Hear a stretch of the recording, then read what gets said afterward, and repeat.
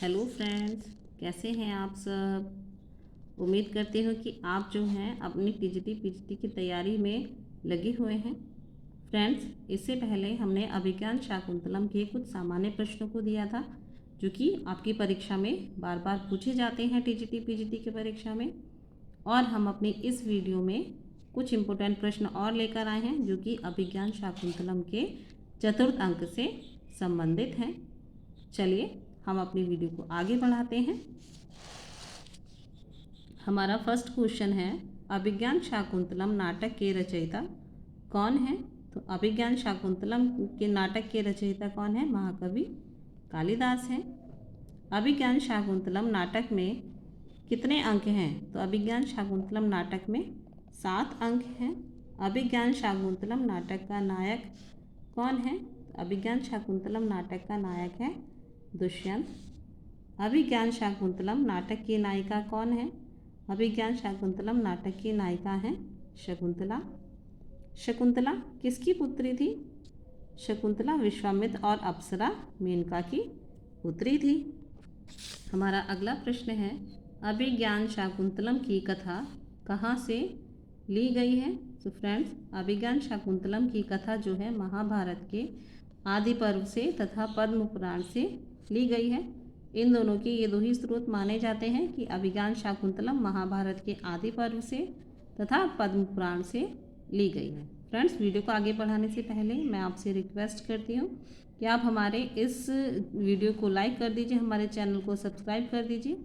Subscribe का button दबाकर bell icon को प्रेस कर दीजिए जिससे कि आपके हमारे आने वाले न्यू नोटिफिकेशन आप तक जल्दी से जल्दी पहुंच सके, हमारी वीडियोस आप तक पहुंच सकें जिससे आप उन्हें अच्छे से देख सकें। और फ्रेंड्स, हमारी इस वीडियो को ज़्यादा से ज़्यादा लाइक करिए, शेयर करिए। चलिए हमारा अपना अगला प्रश्न देखते हैं। हमारा अगला प्रश्न है, अभिज्ञान शाकुंतलम का सबसे लोकप्रिय अंक कौन सा है? तो सबसे लोकप्रिय अंक है अभिज्ञान शाकुंतलम का चतुर्थ अंक। नाटक के प्रारंभ में कौन सी ऋतु का वर्णन है? जब अभिज्ञान शाकुंतलम नाटक का वर्णन किया गया है तो उसके प्रारंभ में ग्रीष्म ऋतु का वर्णन किया गया है। विषकंभक का वर्णन कब किया गया है?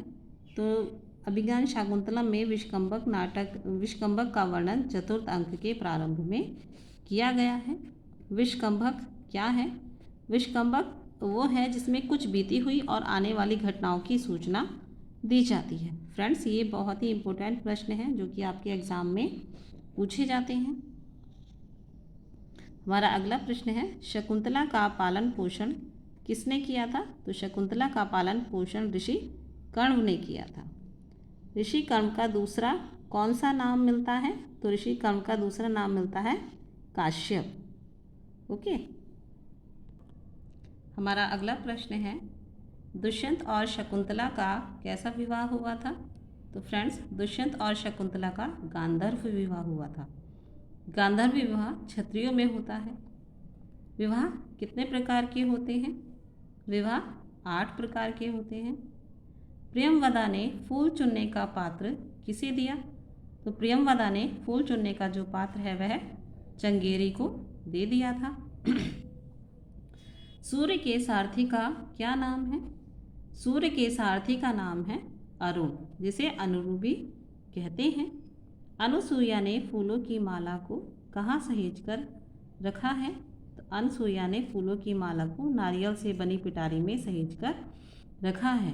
चतुर्थ अंक में शकुंतला की विदाई का वर्णन किया गया है, तो जिसमें उसकी विदाई से संबंधित जो भी कार्यक्रम होते हैं वह सब इसमें बताए गए हैं। इसमें अनुसुईया ने शकुंतला को एक माला दी है जिसे उसने नारियल की बनी पिटारी में सहेज कर रखा है। महर्षि कर्ण को शकुंतला के विवाह के विषय में किससे पता चलता है? क्योंकि जिस समय दुष्यंत और शकुंतला का विवाह हुआ था उस समय ऋषि कर्ण सोमतीर्थ गए हुए थे। तो जब वो वापस आते हैं तो अशरीरणी छंदोमय आकाशवाणी से महर्षि कर्ण को शकुंतला के विवाह के विषय में पता चलता है। शकुंतला के साथ हस्तिनापुर कौन गया? तो शकुंतला के साथ हस्तिनापुर शार्ंगटव, शार्दूल तथा गौतमी गए थे।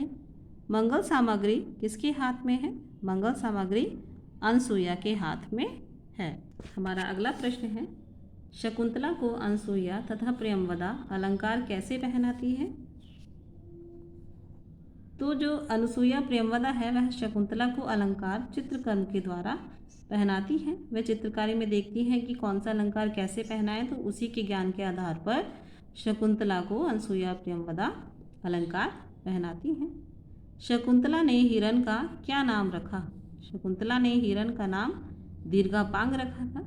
एक बार आश्रम में एक छोटा सा हिरण का बच्चा आ गया था जिसे शकुंतला ने बहुत ही प्यार से पाला था और उसका नाम दीर्घापांग रखा था।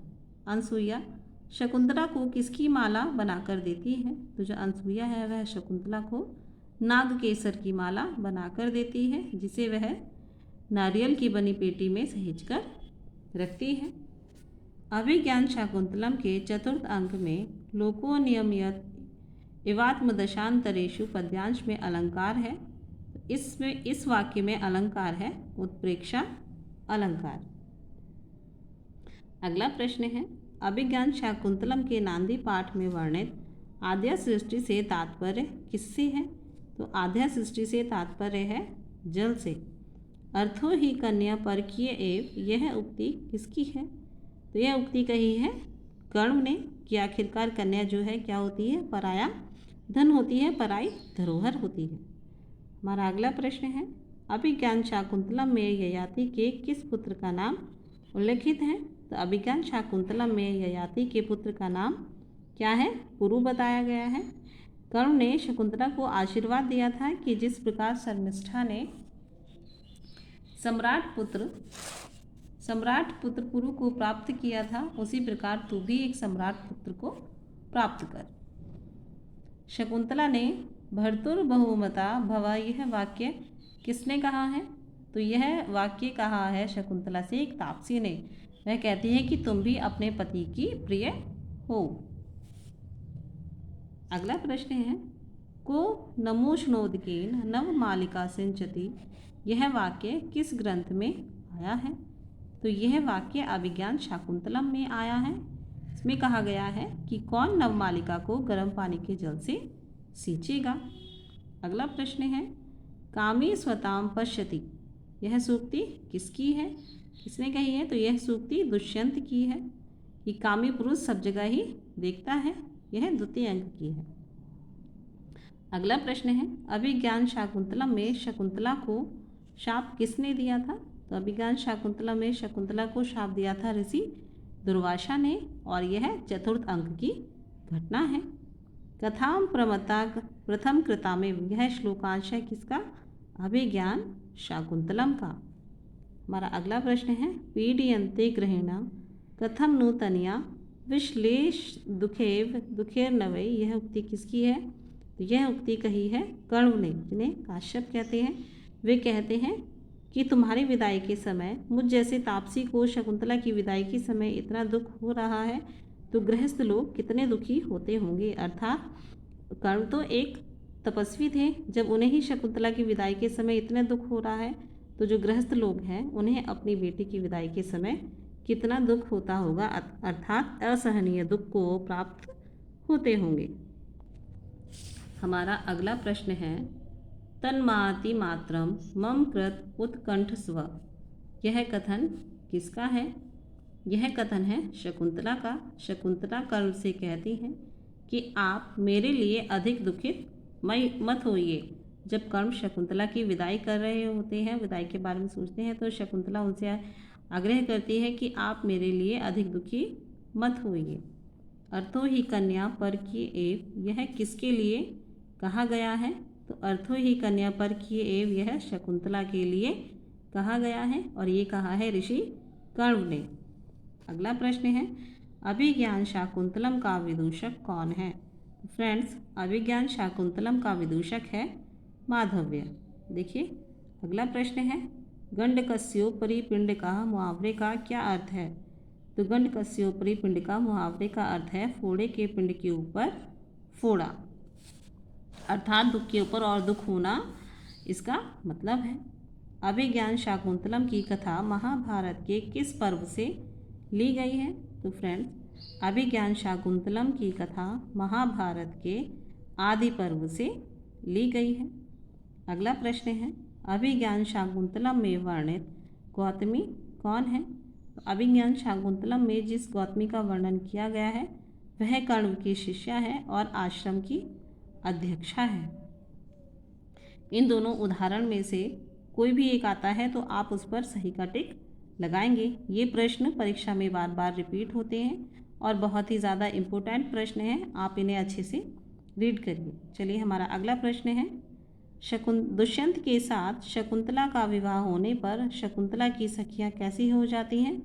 जब शकुंतला का विवाह दुष्यंत से होता है तो शकुंतला की सखियाँ प्रसन्न हो जाती हैं। हमारा अगला प्रश्न है, गच्छ पादयो प्रणमया निवर्तयेनम, यह कथन किसका है? तो यह कथन है अनुसूया का प्रियंवदा के प्रति।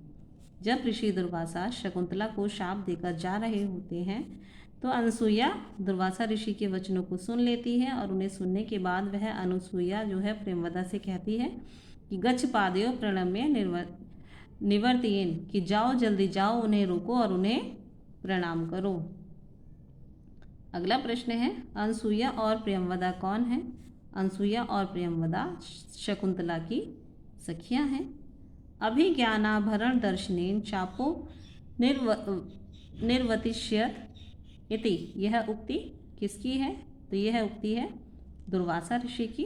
दुर्वासा ऋषि ने जब शकुंतला को शाप दिया था तो उसके शाप, जब प्रियंवदा उनसे आग्रह करती है अपने शाप में लघुता लाने के लिए, तो वह कहते हैं कि किसी भी अभिज्ञान को दिखाने पर इस शाप का निवारण हो जाएगा, कि यदि दुष्यंत को शकुंतला कोई भी अभिज्ञान या कोई पहचान दिखाएगी तो वह शकुंतला को पहचान जाएंगे। यही इनके शाप का निवारण था। सेयम याति सर्वेर अनुज्ञताम, यह उक्ति किसकी है? तो यह उक्ति है कण्व की। कण्व कहते हैं कि आप सभी जो हैं उससे शकुंतला से कि तुम सबसे अब आज्ञा ले लो जाने के लिए, क्योंकि शकुंतला की विदाई का समय आ गया है। अगला प्रश्न है, अभिज्ञान शाकुंतलम में शाप वृत्तांत किस अंक में है? तो शाप का वृत्तांत है जिसमें शकुंतला को शाप दिया गया है ऋषि दुर्वासा द्वारा, तो वह है चतुर्थ अंक में। पातुम न प्रथमम व्यवस्यति जलम, यह उक्ति अभिज्ञान शाकुंतलम में किसकी है? तो यह कथन कण्व ने कहा है। कण्व कहते हैं जब शकुंतला की विदाई का समय है कि वो लताओं से कहते हैं कि यह तुम्हें सबसे पहले जल पिलाती थी, जब तक तुम्हें जल ना पिला दे तब तक खुद भी कुछ नहीं खाती थी। अगला प्रश्न है, किमिव ही मधुराणाम मंडलम न कृति नाम, यह वाक्य किसके बारे में कहा गया है? तो यह वाक्य कहा गया है शकुंतला के बारे में। अगला प्रश्न है, सुलभ कोपो महर्षि कौन है? सुलभ कोपो महर्षि का मतलब है कि जिन्हें जल्दी ही गुस्सा आ जाता है, तो वो महर्षि कौन है? ऋषि दुर्वासा हैं। ऋषि दुर्वासा को बहुत ही जल्दी क्रोध आ जाता है। हमारा अगला प्रश्न है, नाटक में विदूषक कौन होता है?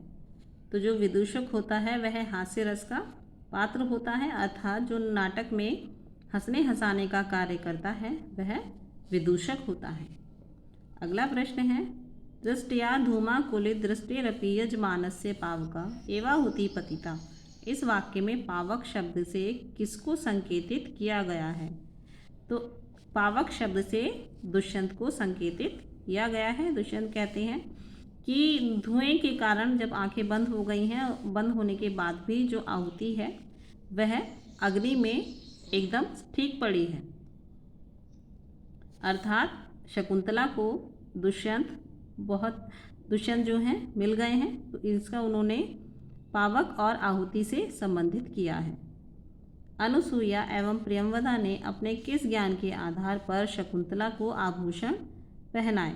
तो जो अनुसूया और प्रियंवदा हैं वह अपने चित्रकारी में आभूषणों के प्रयोग से प्राप्त ज्ञान के आधार पर शकुंतला को आभूषण पहनाती हैं। अगला प्रश्न है, शांतानुकूल पवनश्च शिवश्च पंथा, यह उक्ति किसकी है? तो यह उक्ति है आकाश भाषित, क्योंकि शकुंतला की विदाई के समय आकाशवाणी ने कहा था कि तुम्हारा मार्ग शांत और अनुकूल वायु से युक्त तथा कल्याणकारी हो। हमारा अगला प्रश्न है, याति एक तो अस्थ शीघ्रम पतिरोष्ठी नाम। यहाँ पतिरोष्ठी नाम शब्द किसके लिए प्रयुक्त हुआ है? तो पतिरोष्ठी नाम जो शब्द है यह प्रयुक्त हुआ है चंद्रमा के लिए। हमारा अगला प्रश्न है रक्षितव्य खलु प्रगति पेलवा प्रिय सखी, यह कथन किसका है? तो फ्रेंड्स यह कथन है अनुसूया का शकुंतला के प्रति। अगला प्रश्न है अयम जना कस्य हस्ते समर्पिता, यह कथन किसका है? तो अयम जना कस्य हस्ते समर्पिता कि तुम हमें किसके हाथों समर्पित करके जा रही हो? जब शकुंतला अपने दुष्यंत के पास जा रही होती है, उसकी विदाई का समय होता है, तो अनसुईया और प्रियंवदा शकुंतला से कहती हैं कि तुम हमें किसके हाथ में समर्पित करके जा रही हो? तो यह कथन है अनसुईया और प्रियंवदा का। अगला प्रश्न है शकुंतला ने अपनी विदाई के समय जिस लता का आलिंगन किया उसका नाम क्या था? तो उसका नाम था वनज्योत्सना। विदाई के समय शकुंतला वनज्योत्सना से गले मिलती है, उसका आलिंगन करती है। अगला प्रश्न है को अन्यो हुतवाहाद दग्धुम प्रभृति, यह कथन किसका है? यह कथन है अनसुईया का। हमारा अगला प्रश्न है शकुंतला के साथ दुष्यंत के राज दरबार तक कौन गई? तो शकुंतला के साथ दुष्यंत के राज दरबार तक गौतमी गई थी, जिनके साथ शार्ंगलव तथा शार्दूल भी गए थे। अगला प्रश्न है ना तादृशा आकृति विशेषा गुण विरोधिनो भवन्ति, प्रियंवदा द्वारा उक्त वाक्य किसके लिए है? तो यह वाक्य है दुष्यंत के लिए। हमारा अगला प्रश्न है ना खलु धीमताम कश्चित विषयो नाम, यह सूक्ति किस ग्रंथ की है? तो यह सूक्ति है अभिज्ञान शाकुंतलम की। अगला प्रश्न है ओदकांतम स्निग्धो जनो अनुगंतव्या इति श्रूयते, यह कथन किसका है? यह कथन है शार्ंगलव का। शार्ंगलव कहते हैं कि जो अतिथि जन होते हैं उन्हें नदी के जो गांव से पहले पड़ने वाली नदी या तालाब होता है वहां तक ही छोड़ना चाहिए। अर्थात जब किसी अतिथि को हम छोड़ने जा रहे हैं अपने घर से, तो जब रास्ते में कोई तालाब या नदी पड़ती है तो वहां तक ही उसको छोड़ना चाहिए, क्योंकि शार्ंगलव जब ऋषि कर्ण जो है शकुंतला को विदा करते हैं तो शार्ंगलव कहते हैं कर्ण से कि अब आप घर चले जाइए, क्योंकि अब तालाब आ गया है, क्योंकि तालाब आने तक ही अतिथि को छोड़ा जाता है, उसके बाद अतिथि स्वयं चला जाता है। अगला प्रश्न है अभिज्ञान शाकुंतलम के चतुर्थ अंक में श्लोकों की संख्या क्या है? तो अभिज्ञान शाकुंतलम का जो चतुर्थ अंक है उसमें श्लोकों की संख्या है 22। राजा दुष्यंत की पटरानी कौन थी? राजा दुष्यंत की पटरानी थी वसुमती। राजा दुष्यंत की 3 रानियाँ थी, एक वसुमती, दूसरी हंसपादिका और तीसरी थी शकुंतला। अगला प्रश्न है शकुंतला के गर्भ में दुष्यंत का तेज पल रहा है, यह कर्ण को किसके द्वारा पता चलता है? तो यह पता चलता है कर्ण को अशरीरणी छंदोमय वाणी से। हमारा अगला प्रश्न है चतुर्थ अंक की विषय वस्तु मानवीय जीवन की किस घटना पर आधारित है? तो जो अभिज्ञान शाकुंतलम का चतुर्थ अंक है उसमें विदाई के बारे में बताया गया है कि बेटी की शादी होने पर विदाई के अवसर की घटना पर यह आधारित है। अर्थो ही कन्या परकीय एव में कन्या की उपमा किस उपमान के साथ की गई है? तो अर्थो ही कन्या परकीय एव में जो कन्या की उपमा है वह धरोहर के साथ की गई है। में कहा गया है कि कन्या जो है पराया धन होती है, धन मतलब धरोहर होती है। अगला प्रश्न है शकुंतला के अनिष्ट निवारण के लिए महर्षि कण्व कहाँ गए थे? तो शकुंतला के अनिष्ट निवारण के लिए जो कण्व हैं वे सोमतीर्थ गए थे। हमारा अगला प्रश्न और आखिरी प्रश्न है तत्र चा श्लोक चतुष्टयम इति युक्तौ तत्र इति पदेन आशयो अस्ति, अर्थात जो तत्र च श्लोक चतुष्टयम यह इस पद में इत तत्र शब्द का क्या आशय है? तो यह किसके है? तो यह अभिज्ञान शाकुंतलम के चतुर्थ अंक से है। तत्र च श्लोक चतुष्टयम यह कहाँ से लिया गया है? अभिज्ञान शाकुंतलम के चतुर्थ अंक से यह है। फ्रेंड्स ये प्रश्न बहुत ही इम्पोर्टेंट है, जो कि आपके टीजीटी, पीजीटी, एलटी और बहुत सारी परीक्षाओं के लिए उपयोगी हैं। इसीलिए आप इन्हें अच्छे से रीड करिए, पढ़िए और अपने एग्ज़ाम में सफलता को प्राप्त करिए। ओके, अब हम मिलेंगे आपसे अपनी अगली वीडियो में एक नए टॉपिक के साथ। तब तक के लिए हमें आज्ञा दीजिए। नमस्कार।